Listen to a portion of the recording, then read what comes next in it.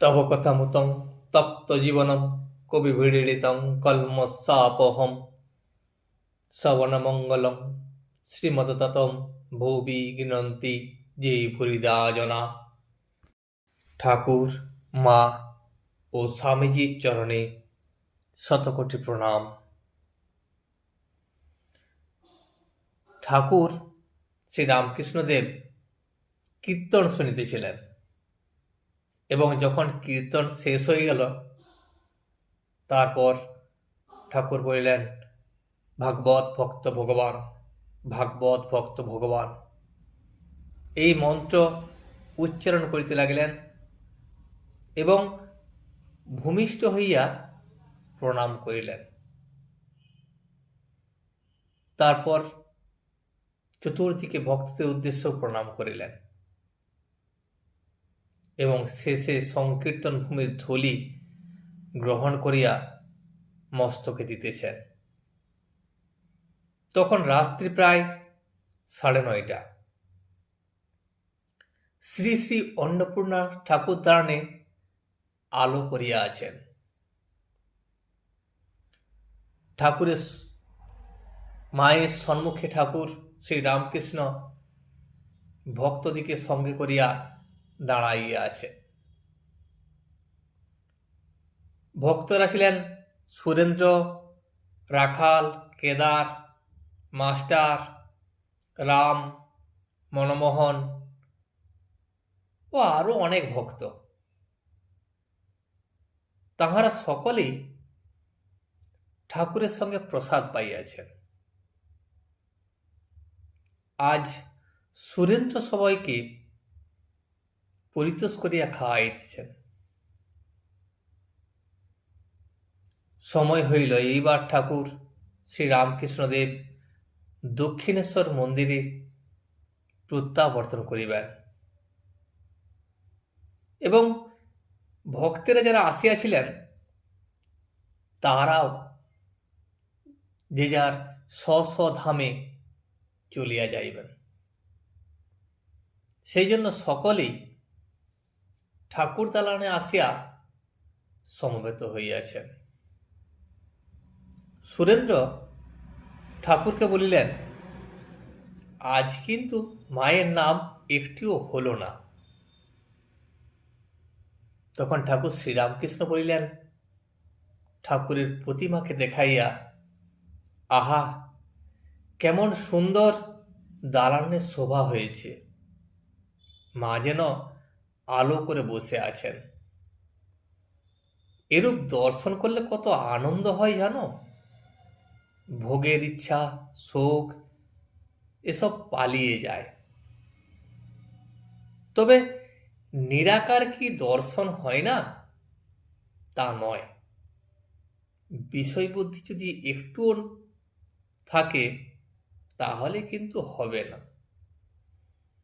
ঋষিরা সর্বত্যাগী করে অখণ্ড সচ্চিদানন্দের চিন্তা করেছিলেন। আর ইদানিং ব্রহ্মজ্ঞানীরা অচল ঘন বলে গান গায়। আমার বেশ একটা ভালো লাগে না, তাতে আলুনি লাগে। আর যারা গান গায় যেন মিষ্টি রস কিছু পায় না সেখানে। আর চিটে গুড়ের পানা নিয়ে ভুলে থাকলে তার মেজরির পানার সন্ধান করতে ইচ্ছা হয় না। তোমরা দেখো কেমন বাইরে দর্শন করছো আর আনন্দ পাচ্ছ, মাকে চোখের সামনে দেখছো এবং মনে মনে কত আনন্দ পাচ্ছ। আর যারা নিরাকার করে তারা কিছুই পায় না। তাদের না আছে বাইরে আর না আছে ভেতরে। ঠাকুর মায়ের নাম করিয়া গান গাইতেছেন, কো আনন্দময়ী হয়ে মা আমায় নিরানন্দ করো না, ও দুটি চরণে বিনে আমার মন অন্য কিছু আর জানে না। তপন তনয় আমায় মন্দ কয়, কি দোষে তা তো জানি না। ভবানী বলিয়ে ভবে যাব চলে, মনে ছিল এই বাসনা, অকুল পাথারে ডুবারি আমারে, স্বপনও তা তো জানি না। অহরহ নিশি শ্রী দুর্গা নামে ভাসি, তবু দুঃখ রাশি গেল না। এবারে যদি মরি ও হরসুন্দরী, তোর না দুর্গা নাম আর কেউ লবে না।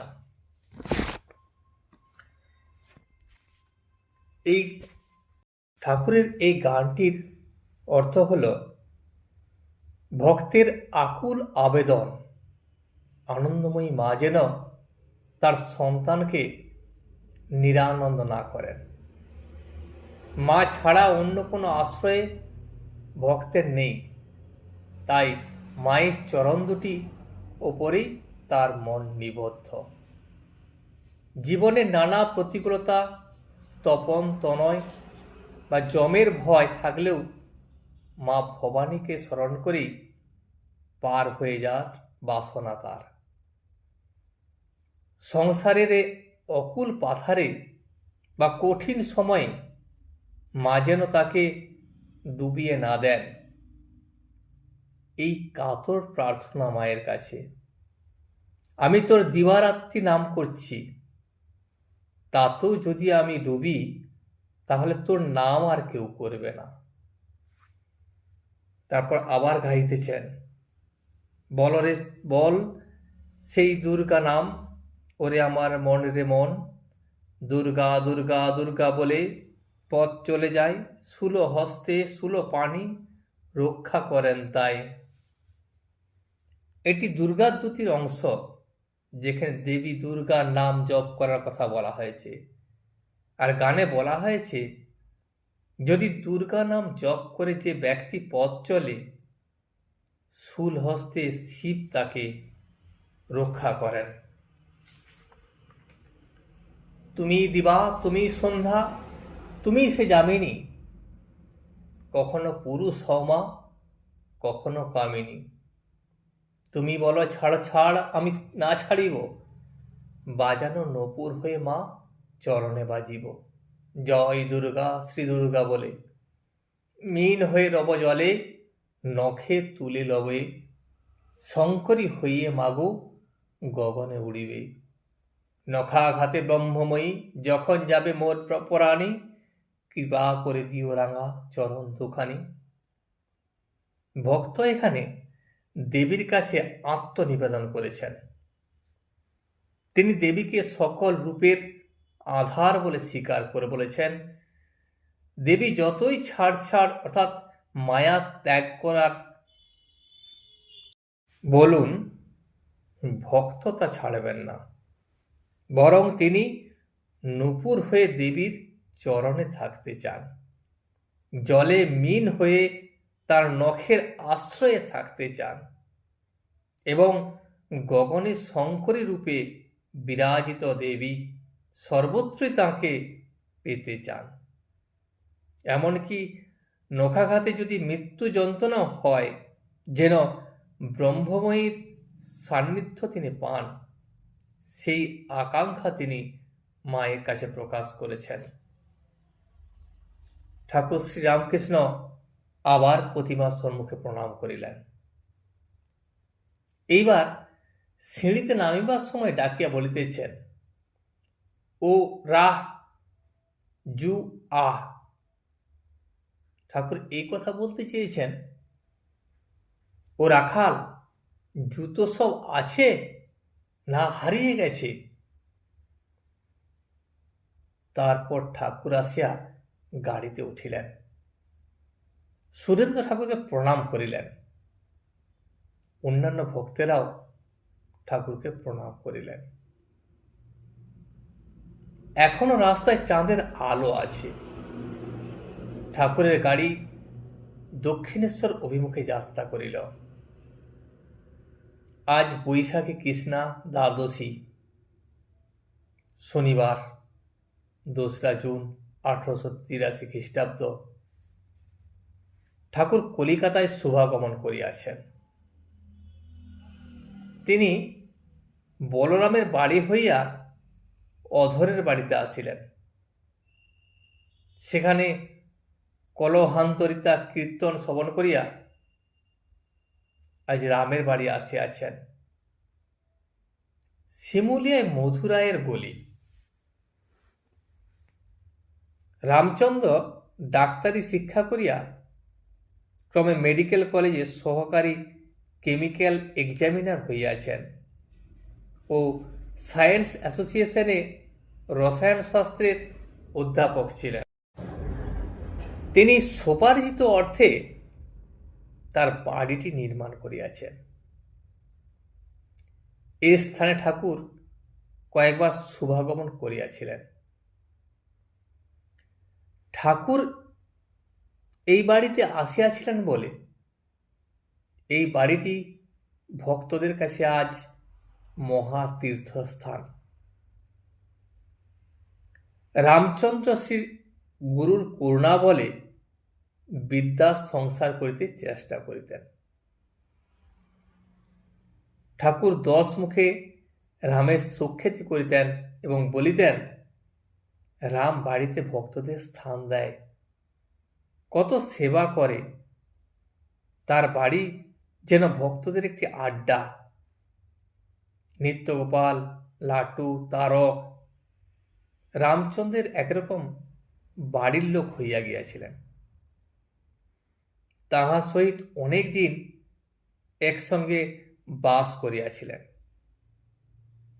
আর বাড়িতে নারায়ণের নিত্য সেবা।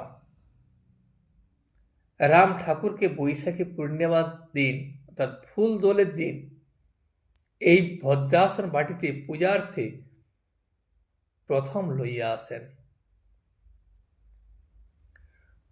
প্রায় প্রতি বর্ষই ওই দিনে ঠাকুরকে লইয়া গিয়া ভক্ত এবং ঠাকুরের ভক্তদের লইয়া এক বিশেষ মহোৎসব করিতেন।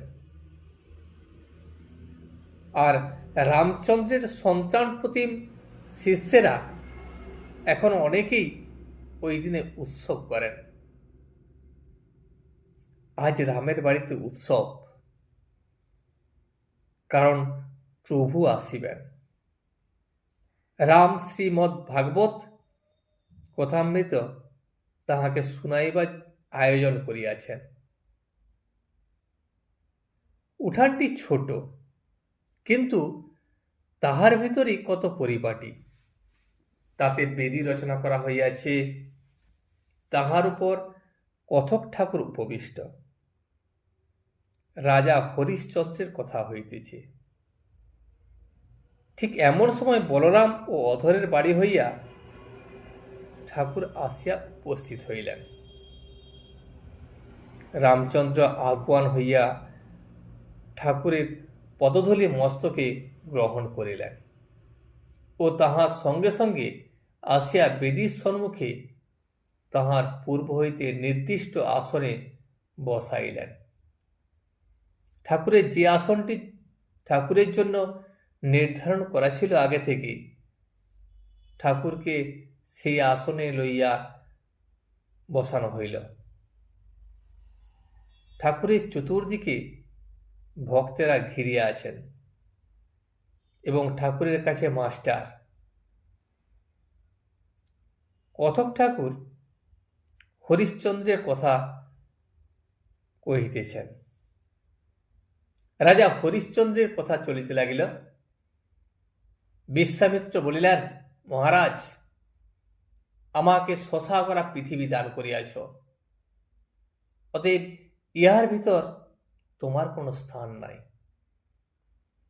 তবে এক জায়গায় তুমি থাকতে পারো, সে হলো কাশীধাম।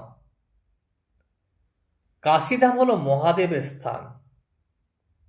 চলো, তোমাকে তোমার সহধর্মিণী শৈবা ও তোমার পুত্র সহিত সেখানে পৌঁছিয়া দিই। সেইখানে গিয়া তুমি দক্ষিণা জোগাড় করিয়া দিবে। যখন এই বলিয়া রাজাকে লইয়া ভগবান বিশ্বামিত্র কাশীধামে অভিমুখে যাত্রা করিলেন, তখন কাশীতে পৌঁছিয়া সকলে বিশ্বেশ্বর দর্শন করিলেন। যখন এই কথা হইয়াছে, বিশ্বেশ্বর দর্শন কথা হইবা মাত্রই ঠাকুর একেবারে ভাবাবিষ্ট। ঠাকুর তখন শিব শিব এই কথা অস্পষ্টভাবে উচ্চারণ করিতেছেন। রাজা হরিশ্চন্দ্র দক্ষিণা দিতে পারিলেন না, কাজে কাজেই শৈবাকে বিক্রয় করিলেন। আর পুত্র রহিতাংশ শৈবার সঙ্গে রহিলেন। কথক ঠাকুর শৈবার প্রভু ব্রাহ্মণের বাড়ি রহিতাস্যের পুষ্পচয়ন কথা ও সর্পদংশন কথাও বলিলেন। সেই তমসাচ্ছন্ন কাল রাত্রে সন্তানের মৃত্যু হইল, তাহাকে সৎকার করিবার কেহ নাই। বৃদ্ধ ব্রাহ্মণ শয্যা ত্যাগ করিয়া আর উঠিলেন না। শৈবা তখন একাকী পুত্রের শবদেহ করে করিয়া শ্মশানাভিমুখে আসিতে লাগিলেন। আর এদিকে মাঝে মাঝে মেঘ গর্জন ও অশনিপাত, নিবিড় অন্ধকার যেন বিদীর্ণ করিয়া একবার বিদ্যুৎ খেলিতেছে। শৈবা ভয়াকুলা শোকাকুলা রোদন করিতে করিতে আসিতেছেন। হরিশ্চন্দ্র দক্ষিণার টাকা সমস্ত হয় নাই বলিয়া চণ্ডালের কাছে নিজেকে বিক্রয় করিয়াছেন। তিনি শ্মশানে চণ্ডাল হইয়া বসিয়া আছেন। কড়ি লইয়া সৎকার কার্য সম্পাদন করিবেন। কত শবদেহ জ্বলিতেছে, কত ভস্মাবশেষ হইয়া আছে। সেই অন্ধকার রজনীতে শ্মশান কি ভয়ঙ্কর হইয়াছে। শৈবা সেই স্থানে আসিয়া রোদন করিতেছেন। সেই ক্রন্দন বর্ণনা শুনিলে কাহার না হৃদয় বিদীর্ণ হয়। কোন দেহধারী জীবের হৃদয় বিগলিত না হয়। সমবেত শ্রোতাগণ হাহাকার করিয়া কাঁদিতেছে। আর ঠাকুর কি করিতেছেন? ঠাকুর তখন স্থির হইয়া শুনিতেছেন, একেবারে স্থির। একবার মাত্র চক্ষুর কোণে একটি বাড়ি বিন্দু উদ্গত হইল। ঠাকুর সেইটি মুছিয়া ফেলিলেন। আর অস্থির হইয়া হাহাকার করিলেন না কেন? শেষে বিশ্বামিত্রের আগমন, রহিতাস্যের জীবন দান, সকলের বিশ্বেশ্বর দর্শন ও হরিশ্চন্দ্রের পুনরায় রাজ্যপ্রাপ্তি বর্ণনা করিয়া কথক ঠাকুর কথা সাঙ্গ করিলেন। ঠাকুর বেদীর সম্মুখে বসিয়া অনেকক্ষণ হরিকথা শ্রবণ করিলেন। যখন কথা সাঙ্গ হইল, তিনি বাহিরের ঘরে গিয়া বসিলেন। তাহার চতুর্দিকে ভক্তমণ্ডলী এবং কথক ঠাকুরও তাহার কাছে আসিয়া বসিলেন। ঠাকুর কথককে বলিতেছেন, কিছু উদ্ভব সংবাদ বল। আজ এই পর্যন্তই। ভিডিওটি শেষ পর্যন্ত দেখার জন্য আপনাকে অসংখ্য ধন্যবাদ। ভিডিওটি যদি আপনার ভালো লেগে থাকে তাহলে একটা লাইক, কমেন্ট এবং বন্ধুর সাথে শেয়ার করে দেবেন।